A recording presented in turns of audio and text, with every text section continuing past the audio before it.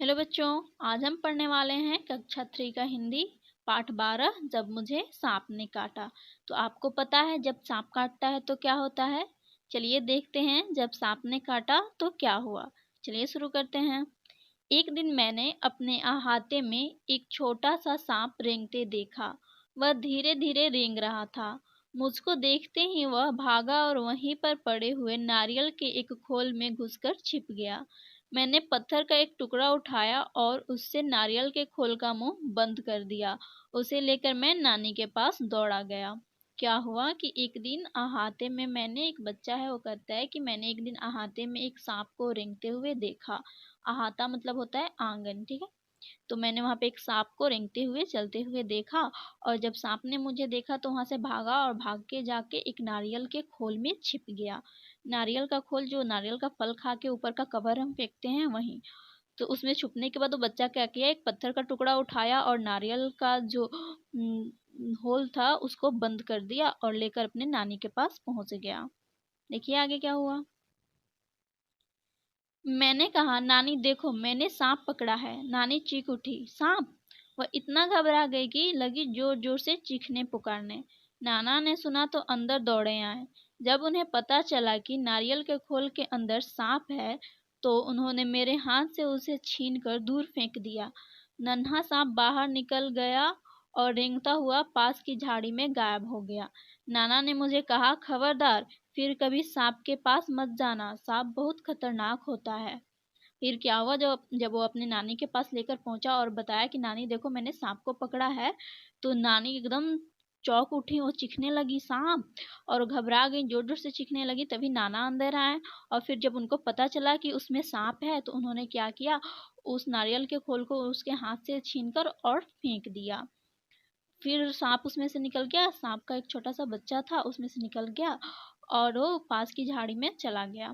फिर नाना ने उसको डांटा और कहा कि खबरदार, फिर कभी सांप के पास मत जाना, सांप बहुत खतरनाक होते हैं। ठीक है, चलिए आगे देखते हैं। उसी दिन शाम को मैं एक बर को पकड़ने की कोशिश कर रहा था कि उसने काट खाया। बड़ी जोर से दर्द उठा। मुझे दर्द से कराहते देखकर नानी ने सोचा कि मुझे सांप ने काट लिया है। मैंने दौड़कर नानी को उंगली दिखाई। उन्होंने जल्दी से नाना को पुकारा। क्या हुआ कि फिर उसी दिन शाम को बच्चा जो था वो बर को पकड़ रहा था। देखिए बर होता है भौरे के आकार के जैसा, भौरे की तरह होता है और डंक मारने वाला होता है, ठीक है। तो उसी ने जब बच्चा उसको पकड़ रहा था तो उसने बच्चे को काट लिया और फिर दौड़ा दौड़ा वो नानी के पास गया और उंगली दिखाया तो नानी फिर से चिल्लाने लगी, नाना को पुकारने लगी। फिर आगे देखिए। नाना तुरंत दौड़े आए और मेरी उंगली को देखा। जहां बर ने काटा था वहां नीला निशान पड़ गया था। वह चट मुझे गोद में उठाकर बाहर भागे। बाग और धान के खेतों को पार करके भागते भागते वह अपने घर से दूर एक छोटी सी झोपड़ी के सामने जाकर रुके। वहां पहुंचते ही उन्होंने आवाज लगाई। क्या हुआ, नाना उसको जब देखे तो उसको देखते ही उनको लगा कि इसको तो सांप ने काटा है। नाना उसको गोदी में उठाए और उठाकर लेकर भागे और उस खेत को बाग को पार करते हुए वो एक छोटी सी झोपड़ी के पास सामने जाकर खड़े हो गए और वहां पे जाकर आवाज लगाने लगे। देखिए क्या हुआ फिर। एक बूढ़ा आदमी बाहर निकला। वह सांप के काटने का मंत्र जानता था। नाना ने उससे कहा, इस बच्चे को सांप ने काट लिया है, इसकी झाड़ फूंक कर दो। बूढ़ा मुझे झोपड़ी में ले गया। उसने मेरी उंगली देखी और बोला, चुपचाप बैठो, हिलना डुलना मत। फिर पीतल के बर्तन में पानी लाया और मेरे सामने बैठकर मंत्र पढ़ने लगा। फिर जब नाना ने उसको बताया कि इस बच्चे को सांप ने काट लिया है, आप थोड़ा सांप का मंत्र जानते हो, आप इसका थोड़ा झाड़ फूंक कर दो। फिर वो बूढ़ा क्या किया, उसको झोपड़ी के अंदर ले गया, बैठा दिया और बोला, चुपचाप बैठो, हिलना डुलना मत। और क्या किया, एक पीतल का बर्तन लेकर आया और फिर उसके सामने बैठकर मंत्र पढ़ने लगा। मैं चाहता तो बहुत था कि उस बूढ़े को बता दूं कि मुझे सांप ने नहीं, बर ने काटा है, पर मेरे नाना मुझे कसकर पकड़े रहे और मुझे बोलने ही नहीं दिया। जैसे ही मैं कुछ कहने को मुंह खोलता वह डांट कर कहते, चुप। डर के मारे मैं चुप हो जाता। हमारे पीछे पीछे हमारी नानी भी कई लोगों के साथ वहां आ पहुंची। सब लोग उदास खड़े देखते रहे। तब तक मेरी उंगली का दर्द जा चुका था। फिर भी मुझे वहाँ ज़बरदस्ती बैठकर झाड़ फूँक करवानी पड़ रही थी। फिर क्या हुआ कि बच्चा कह रहा है कि मैं तो चाहता था कि सबको बता दूँ, उस बूढ़े व्यक्ति को बता दूँ कि मुझे सांप ने नहीं काटा है, मुझे बर्ड ने काटा है, लेकिन मुझे कोई बोलने ही नहीं दे रहा था। नाना कस के मुझे पकड़ कर बैठे हुए थे और जैसे ही मैं मुँह खोलता था, डाँट कर बोल देते थे और मैं डर के मारे चुप हो जाता था।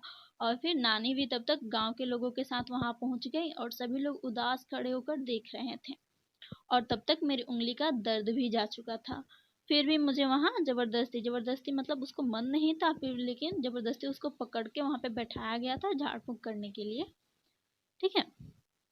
कुछ मिनट बाद बूढ़ा आदमी उठा। उसने उसी बर्तन के पानी से मेरी उंगली धोई और मुझे पिलाया पिलाया भी। उसने मुझे बोलने से मना कर दिया ताकि दवा का पूरा असर हो। फिर वह नाना से बोला, अब बच्चा खतरे से बाहर है। अच्छा हुआ आप समय रहते मेरे पास ले आए। बड़े जहरीले सांप ने काटा था। और फिर क्या हुआ, कुछ देर बाद बूढ़े व्यक्ति ने क्या किया, जो पानी रखा था उससे उसकी उंगली को धो दिया और उसको पिला दिया और बोलने से मना कर दिया ताकि दवा का असर अच्छे से हो। ठीक है। और फिर नाना से बोला कि बच्चा अब खतरे से बाहर है। अच्छा किया आपने कि समय रहते इसे ले आए, इसे बड़े जहरीले सांप ने काटा था। देखा बच्चों आपने। सब लोगों ने बूढ़े को उसके अद्भुत इलाज के लिए बहुत बहुत धन्यवाद दिया। घर लौटने के बाद नाना ने उसके लिए बहुत सी चीजें भेंट में भेजी। और घर आने के बाद सब लोगों ने नाना ने उसके लिए भेंट में बहुत सी चीजें भेजी। वहाँ पे सारे लोगों ने उसको बहुत से धन्यवाद दिया कि आपने इतना अद्भुत इलाज किया है इसके लिए। लेकिन क्या हुआ, आपने देखा कि बच्चे को सांप ने नहीं काटा था, बच्चे को क्या काटा था, बर्ड ने काटा था, जिसका विष भी नहीं लगता। इसीलिए कभी हम लोगों को इस पे विश्वास नहीं करना चाहिए। हमें अगर कोई भी प्रॉब्लम हो तो हमें डॉक्टर के पास जाना चाहिए, ना कि झाड़ फूँक करने वाले बाबा के पास। ठीक है। तो चलिए हम इसमें का थोड़ा सा क्वेश्चन भी देख लेते हैं। नाना मुझे झाड़ फूँक वाले आदमी के पास क्यों ले गए। नाना बच्चे को झाड़ फूँक वाले आदमी के पास इसलिए ले गए क्योंकि नाना को लगता था कि उस बच्चे को सांप ने काट लिया है। मैं बूढ़े आदमी को क्या बताना चाहता था, बच्चा बूढ़े आदमी को ये बताना चाहता था कि उसे सांप ने नहीं, बर्ड ने काटा है। ठीक है। जब सांप नारियल के खोल में घुस गया तो मैंने क्या किया था, मैंने ऐसा क्यों किया होगा।